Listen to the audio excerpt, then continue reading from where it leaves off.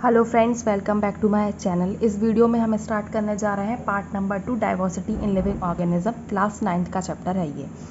तो इसका मैं आपको पहले एक इम्पॉर्टेंट चीज़ बता दूं कि जो भी हम पढ़ रहे हैं इसमें ये आपके हायर स्टडीज़ में काफ़ी काम में आती है। ग्रेजुएशन के टाइम पे तो और भी ज़्यादा काम में आती है। जब आप बॉटनी और जूलॉजी ऑप्ट करते हैं आपके कोर्स में होते हैं तो ये काफ़ी काम में आती हैं आपके।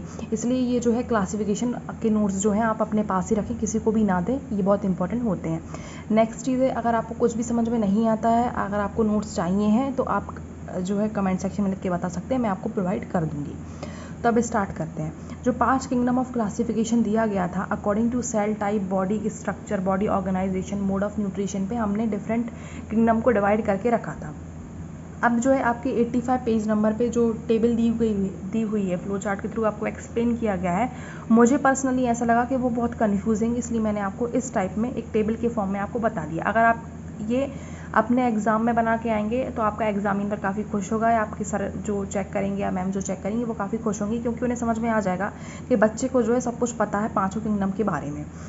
तो जैसे मोनेरा, प्रोटेस्टा, फंगी, प्लांटी और एनिमल, या 5 किंगडम है। तो अगर हम इनकी सेल टाइप के बारे में बात करते हैं तो मोनेरा सिर्फ प्रोकैरियोटिक होता है, बाकी सारे जो हैं चारों यूकैरियोटिक रहते हैं।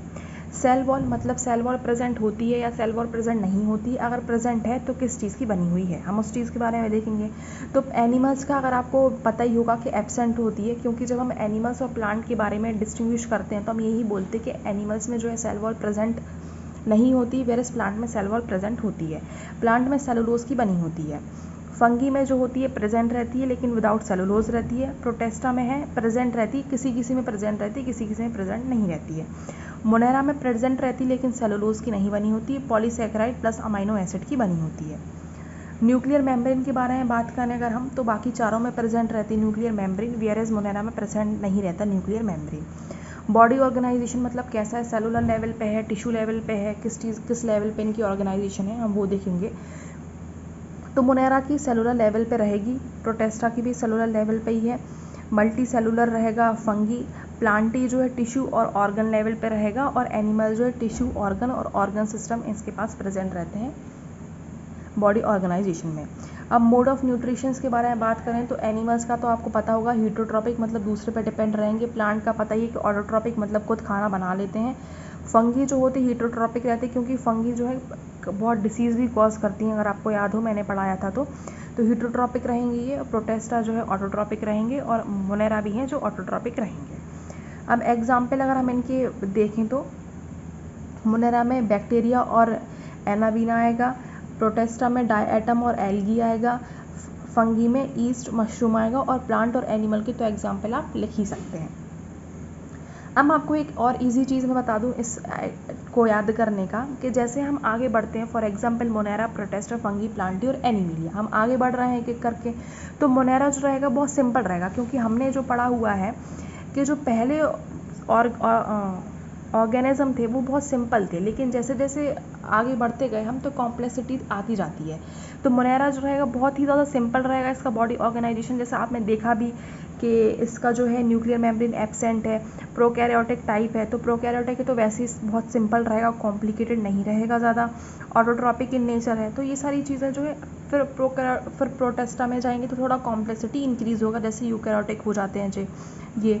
फिर फंगी में आप जाएंगे तो यूकैरियोटिक भी हैं, इनके पास सेल वॉल भी प्रेजेंट है और इनके पास न्यूक्लियर मेम्ब्रेन भी प्रेजेंट है, तो धीरे धीरे करके बहुत सारी चीज़ें आने लगेंगी। और प्लांट और एनिमल तो होते ही हैं बहुत कॉम्प्लेक्स, तो आप देखेंगे कि मोनेरा से एनिमेलिया तक जाते जाते कॉम्प्लेक्सिटी इंक्रीज़ हो जाती है। तो इस टेबल को याद करने का ये भी एक आसान तरीका है। अब हम देखते हैं कि प्लांट और एनिमल के जैसे बात कर ली हमने, तो प्लांट और एनिमल को फर्दर भी क्लासीफाई किया गया है। प्लांट को क्लासीफाई किया गया है 5 फर्दर चीज़ों में, कैटेगरीज में: थैलोफाइट, ब्रायोफाइट, टेरिडोफाइट, जिम्नोस्पर्म और एंजियोस्पर्म। सेम चीज़ प्लांट में भी होती है। जैसे मैंने आपको बताया कि जैसे ही हम जा रहे हैं मोनेरा से एनिमिलिया में तो कॉम्प्लेक्सिटी इंक्रीज़ हो रही है। सिमिलरली जैसे ही हम थैलोफाइट से हम एंजियोस्पर्म में जाएंगे कॉम्प्लेक्सिटी इंक्रीज़ होती जाएगी। जैसे आप देखेंगे थैलोफाइट में जो है कोई भी कंडक्टिंग टिश्यू नहीं रहेंगे, इनके पास कोई भी डिफ्रेंशिएटेड बॉडी नहीं रहेगी, मतलब इनके पास स्टेम, लीव्स, ये सारी चीज़ डिफ्रेंशिएटेड नहीं रहेंगी। लेकिन जैसे जैसे आप जिम्नो और एंजियोस्पर्म में जाएंगे, कंडक्टिंग टिश्यू भी आ जाएंगे, डिफ्रेंशिएटेड बॉडी भी हो जाएगी। तो इसका मतलब क्या है कि जैसे जैसे हम आगे बढ़ते हैं कॉम्प्लेक्सिटी ऑटोमेटिकली इंक्रीज होती जाती है। तो पहले हम थैलोफाइट की बात कर लेते हैं। They do not have well defined body design. जैसा मैंने आपको बताया, इनके पास कोई भी वेल डिज़ाइन बॉडी नहीं है, मतलब कि रूट स्टेम लीव्स में ये लोग डिफ्रेंशिएटेड नहीं है। कॉमनली नोन एज एल्गी, इनको कॉमनली एल्गी कहा जाता है। प्लांट आर प्रीडोमिनेंट एक्वाटिक, मतलब ये एक्वाटिक होते हैं प्रीडोमिनेंटली। एग्जाम्पल कारा याद रख लीजिए, अगर आप BSc करते हैं और बॉटनी आता है आपको, तो आपको कारा पढ़ने के लिए मिल ही जाएगा वैसे भी। ब्रायोफाइट क्या होते हैं? ब्रायोफाइट में थोड़ी सी ये दे आर कॉल्ड एम्फीबियंस, इनको एम्फीबियंस भी कहा जाता है। Differentiated into stem and leave, ये जैसे हम आगे बढ़े ब्रायोफाइट में आए तो अभी तो कोई भी डिफ्रेंशिएशन नहीं था थैलोफाइट में, लेकिन ब्रायोफाइट में जैसे ही हम आएंगे तो स्टेम और लीव में डिफ्रेंशिएट हो जाएंगे। इनके पास कोई भी कंडक्टिंग टिश्यू नहीं रहता है, मतलब वाटर के लिए और फूड कंडक्ट करने के लिए इनके पास कोई भी कंडक्टिंग टिश्यू नहीं रहेगा। Example moss. अब जो टेरिडोफाइट होते हैं रूट स्टेम एंड लीव्स में डिफ्रेंशिएटेड रहते हैं, इनके पास कंडक्टिंग टिश्यूज़ भी रहते हैं। पहले के पास कंडक्टिंग टिश्यू नहीं थे, लेकिन इनके पास कंडक्टिंग टिश्यू भी आ गया और डिफ्रेंशिएटेड भी हो गई इनकी बॉडी। अब जो थैलोफाइट, ब्रायोफाइट और टेरिडोफाइट हैं, ये तीनों नेक्ड एम्ब्रियो है, मतलब कॉल्ड स्पोर्ट्स कहते हैं। क्रिप्टोगैमी, मतलब कि क्या होता है? रिप्रोडक्टिव ऑर्गन है इनका, मतलब स्पोर्ट्स के थ्रू ये क्या करते हैं? रिप्रोड्यूस करते हैं। फेनेरोगैमस के बारे में बात करते हैं। प्लांट दैट प्रोड्यूस सीड्स, जो प्लांट सीड्स प्रोड्यूस करते हैं उसको फेनेरोगैमस कहते हैं हम, जैसे जिम्नोस्पर्म और एंजियोस्पर्म। तो आगे फर्दर के इस पे अकॉर्डिंग टू सीड्स पे डिवाइड कर दिया गया है, जिम्नोस्पर्म और एंजियोस्पर्म के ऊपर। जो जिम्नोस्पर्म होते हैं उसका मतलब क्या होता है? नेक्ड सीड, मतलब इनका सीड जो है कवर्ड नहीं रहता है, ओपन रहता है इनका सीड। ये जो प्लांट रहते हैं जिम्नोस्पर्म में, जो प्लांट रहते हैं वो पेरेनियल होते हैं, एवरग्रीन एंड वुडी रहते हैं। अब एंजियोस्पर्म क्या होते हैं कि इनका जो सीड रहेगा कवर रहेगा। The seed develop inside an organ which is modified to become fruit, एक ऑर्गन के अंदर इनका सीड डेवलप प्रेजेंट रहता है, जो कि मॉडिफाइड हो जाता है आगे फ्रूट में। ऑल्सो कॉल्ड फ्लावरिंग प्लांट, इसको फ्लावरिंग प्लांट भी कहा जाता है। क्यों? क्योंकि फ्लावर प्रोड्यूस करता है ये। अकॉर्डिंग टू कॉटिलिडन्स, कॉटिलिडन क्या होता है? सीड लीव्स के अकॉर्डिंग फर्दर डिवाइड किया गया है, मोनोकॉटिलिडन और डाइकॉटिलिडन के ऊपर इनको डिवाइड कर दिया गया है।